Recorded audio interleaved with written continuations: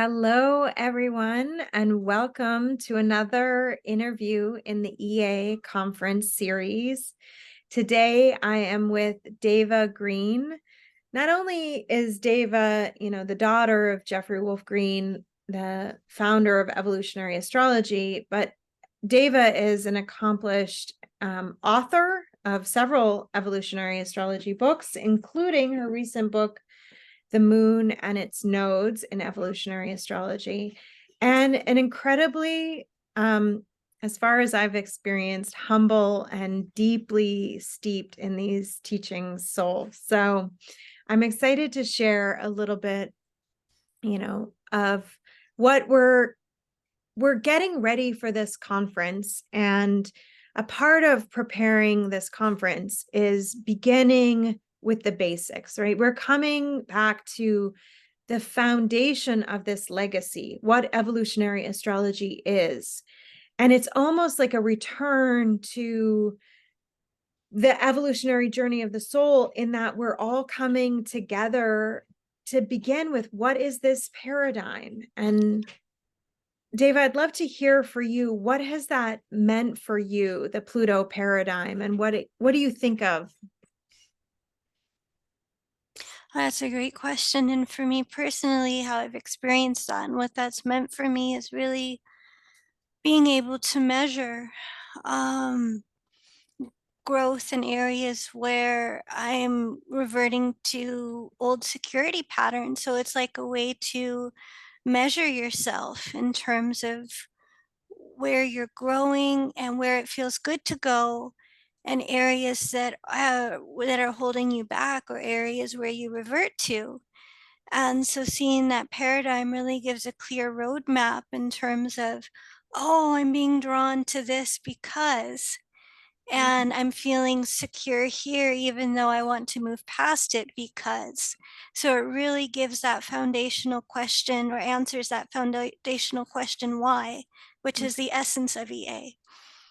Yeah, I think why is one of those powerful questions that we learn as a child. Like, I remember asking my father, why, Dad, why was that, and, with your father being Jeffrey Wolf Green, I wonder how that was for you to grow up in evolutionary astrology and then really be now as an adult taking this lineage as your own, work and your own calling. Yeah, I mean, my experience it was always there, and it was always something around and in my environment. And then when I was ready, or for me personally, it was that the more I became kind of jaded or wanting more than what was on the surface. I mean, Mm, I did a lot of kind of mainstream, or, just what was around, and looking into this and looking into that, very Gemini like, and just didn't feel the substance. And so every time I wanted substance, or I really wanted to understand in a deeper way what was going on in my life or the people around me, it just drew me back to my home. It drew me back to what was in my environment. mm, And so it was, for me, it was a matter of really getting seeped in it when I felt ready. And then using that in the way that was best suited for me. I love working with children, and I've used it as a tool to understand their development and how to best guide them on their journeys as well. oh, that's really beautiful. Maybe someday we'll get to do a Pluto paradigm in childhood development. Oh, that'd be That awesome. that would be great. Yeah. I do think of the whole progression of the soul and the evolution of the soul. Like, we start as a natal chart, like that natal chart is a little tiny baby, right? And Yeah. then eventually, here I am, a- as an adult.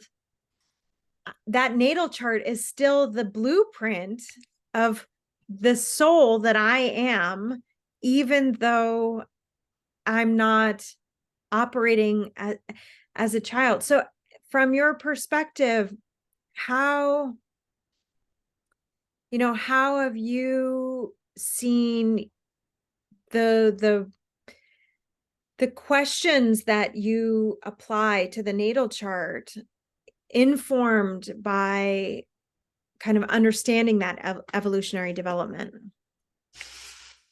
Right. It's from my perspective, it's really been helpful in terms of understanding the individuality of each soul and understanding their context first. And that's the thing that's really helped me more than anything else, is to understand in an objective way wh- why each soul would go this way or that, why their development is this way or that, because then it can really give you the tools to be a facilitator in the way that's best suited for any given soul or any given individual. It's by understanding that individual context first. Like, why this person struggles with, you know, self-sabotage, or this person, their pattern is more inclined towards a lot of self-doubt, or, Right. right. Yeah.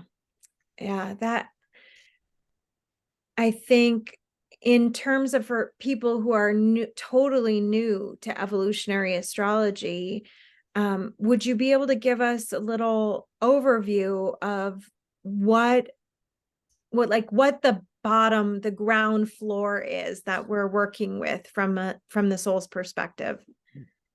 Yeah. In terms of the Pluto paradigm and the ground floor, you really start with Pluto as understanding where any given soul is coming in from previous lifetimes, where they'll gravitate to coming into the life. So it's a way of understanding um, what the desires of the past have been and why those desires. So that gives you a baseline.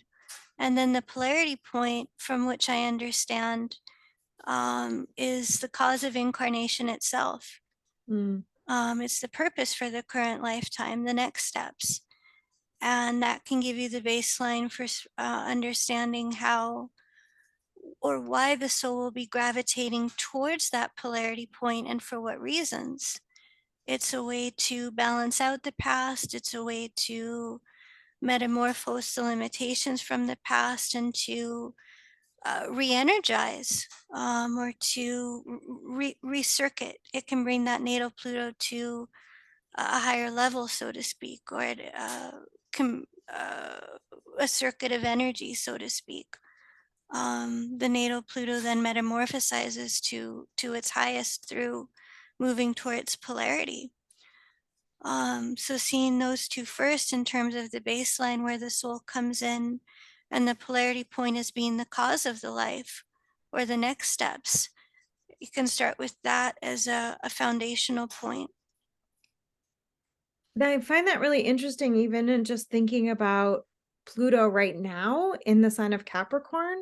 So what you're saying is then that all the souls who are desiring to be born right now, the desire for incarnation is coming through Cancer, right? Through this moon ruled feminine, like emotional quality. What would that polarity point be pointing us to in terms of all these children that are coming on the planet now?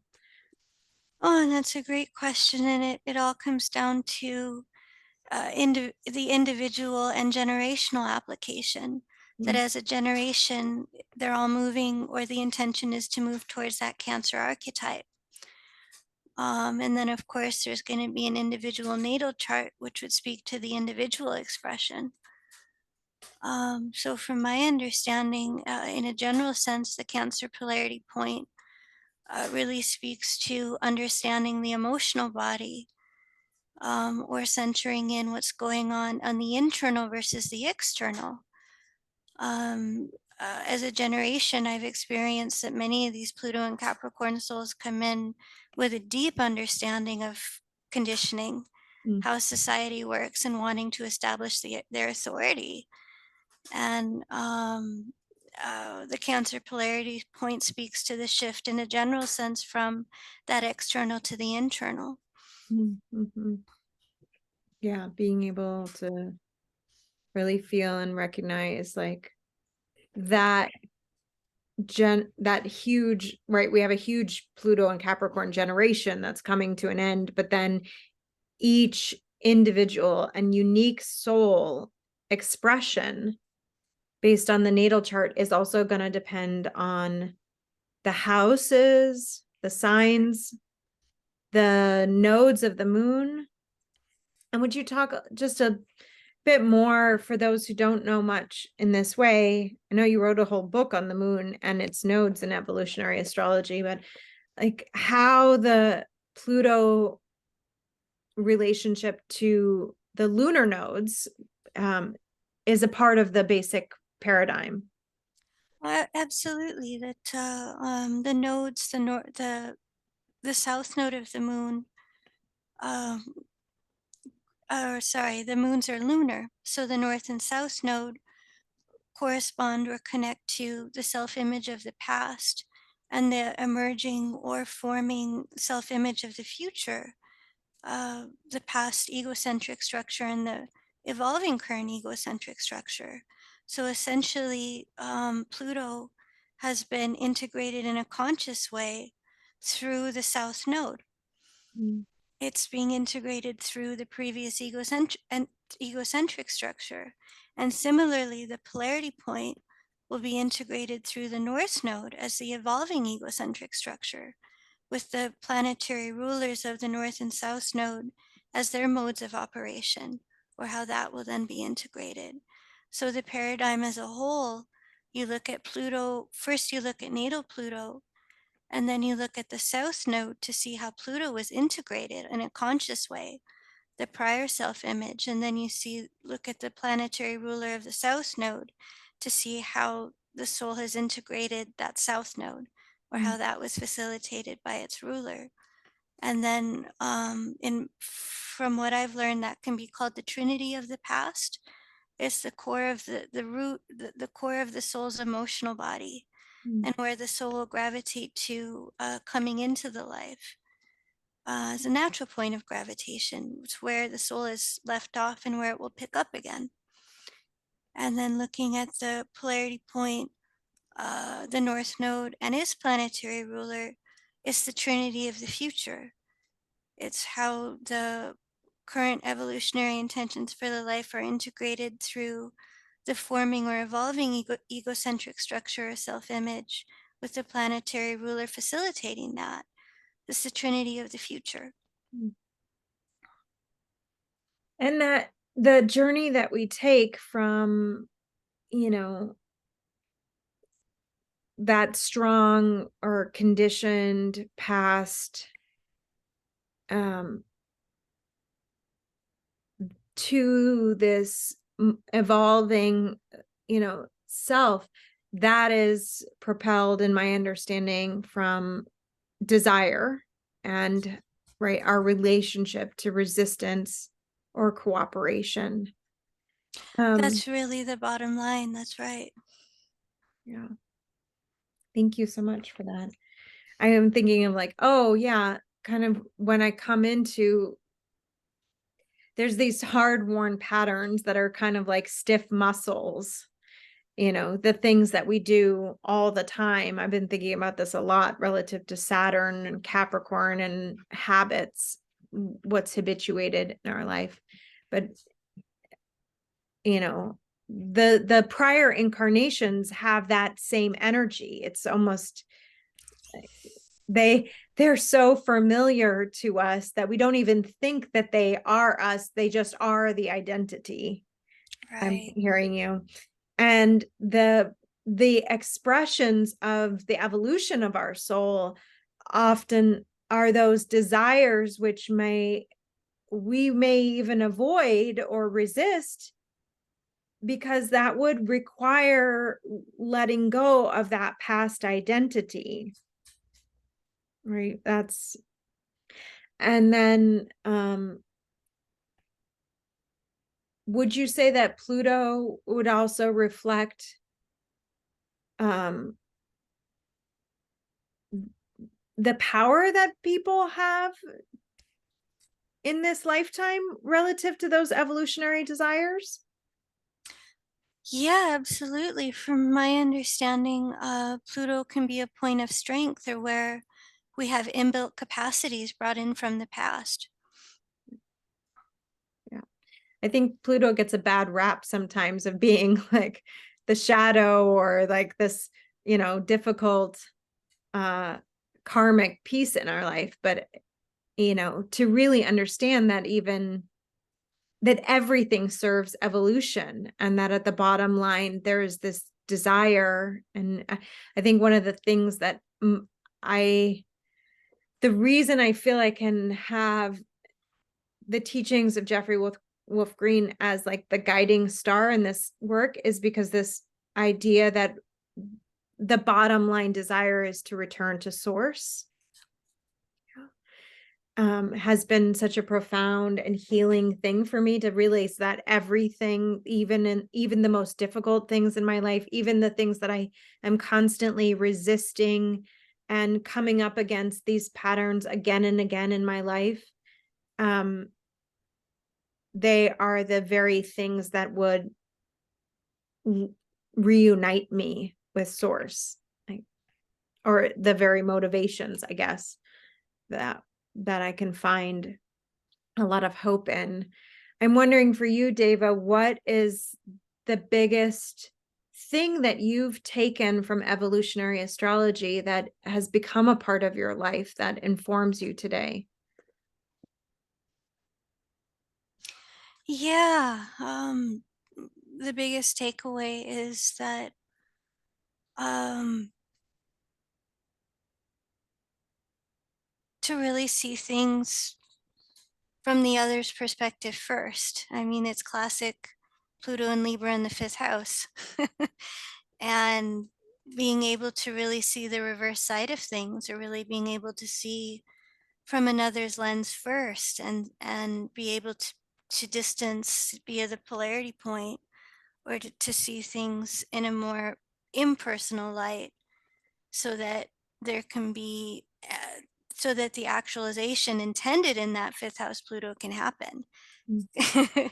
If you It's like a way of, if you don't see that lens first, you just get stuck in the mud. Or I experienced just getting stuck in the mud. So being able to take that out and being able to see objectively, um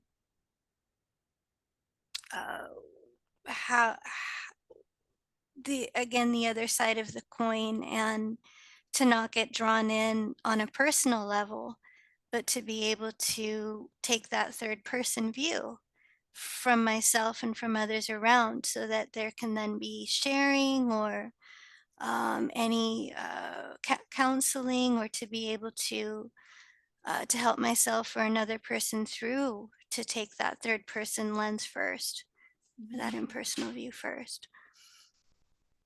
One of my favorite lines in the I Ching that is I'm reminded of, where it says, make use of seeing great people, and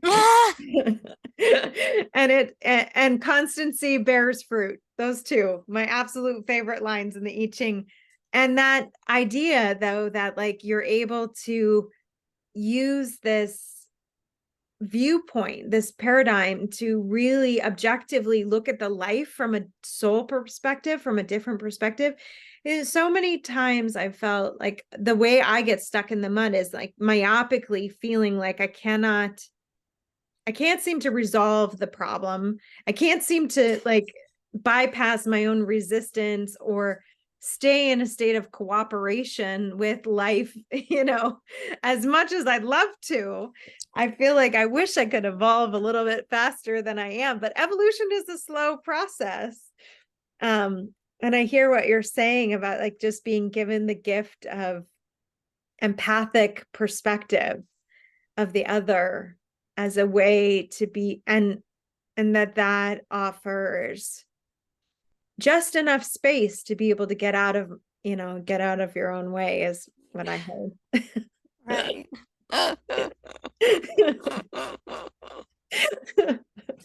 That's great. Well, we are really excited for this conference. We're bringing together this group of amazing evolutionary astrologers, having you open our conference with this full workshop on the Pluto paradigm. I know you're going to be covering the paradigm like step by step and helping everyone understand through chart demonstration and hypothetical examples. There's so much, you know, all we have, how many billion unique souls on this planet? Like there's so much opportunity for learning. I wonder if there's anything that you've learned recently or that you've been thinking about recently that you want to share with us. Yeah, I mean, in terms of EA, or Yeah. I've really been thinking about the parent-child dynamic a lot, Yeah. and really through Saturn Moon, through also seeing aspects to Saturn or the Moon, and how that facilitates your own soul journey into who you're meant to be. That you pick parents who either support or don't, for what reasons, but they're, in my view, I hate to take 100%. I never like to say it's 100%, but my goodness, it just seems like the childhood environment is such a stimulus or such a Mhm. accelerator for our own growth. Yeah. And we pick those circumstances so that we can mature and grow and solidify into who we're meant to be. And looking at the birth chart as a navigation point, Mm. um, how am I meant to navigate this situation or that, or to ground in, or to structure. And I feel so often that we have to find our own structure, or we can be given the best family environment, but in the end we need to really determine for ourselves what shape and structure we're meant to take. Mm. Yeah. And that's Cancer Capricorn access. So I've really been seeing that in the end it's like we have to be our own teachers, and we have to be our own roadmap, no matter how good it's been. Yeah, absolutely. I mean, when you were talking earlier about the Capricorn children, I have a Capricorn child who has Cancer Capricorn nodes, and really realizing that like that North node for her is ruled by a moon, like, and so much of what we're dealing with is this in her and raising her is these lunar needs, and it's coming up against everything in me that is like also desperately trying to evolve as her mother. Oh, this is the part where I'm gonna cry. Oh, And I really can see like um for sure I think that children choose their parents. And so many people that I work with, you know adults who I'm reading a natal chart for, are struggling with their childhoods, as we all are. Like, I really do think that like we form an imprint in the first 1,000 days of our life, and then we're pretty much repeating the yeah, thing or cooperating with that exactly. imprint till the end.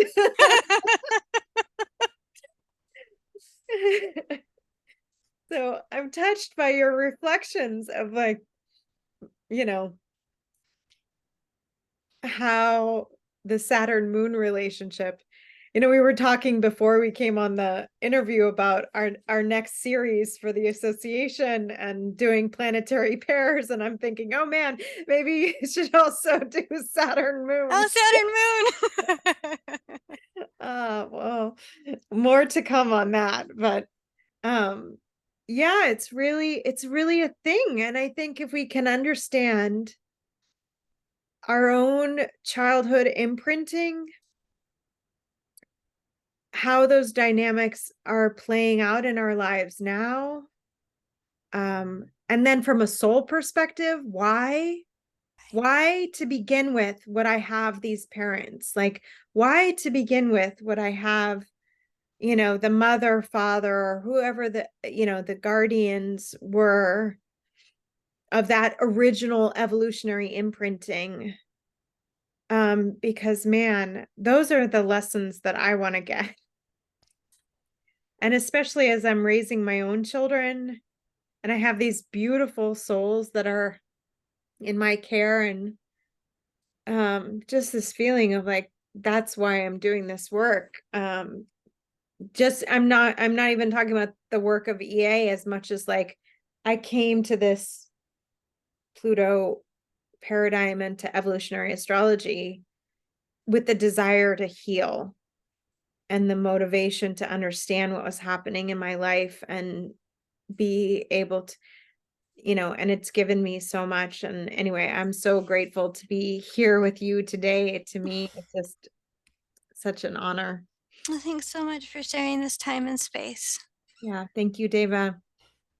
For everyone who's wanting to join us, we have just a few days left before the early pricing on the conference ends. If you are an association member of the Jeffrey Wolf Green Association of Evolutionary Astrologers, you get $50 off the full conference weekend. There are individual passes to all of the lectures. So if you are just wanting to register for an individual class, you can do that. Otherwise, the full conference pass gets you access to the Pluto Paradigm workshop that Deva is leading us through, beginning sort of our kickoff community call, and we're laying down the foundation there. And that's on Friday. Then Saturday and Sunday, October 7th and 8th, are 2 full days of lectures from many different evolutionary astrologers. All the information is on the website. That is linked in the description of this video. And I hope that you'll join us.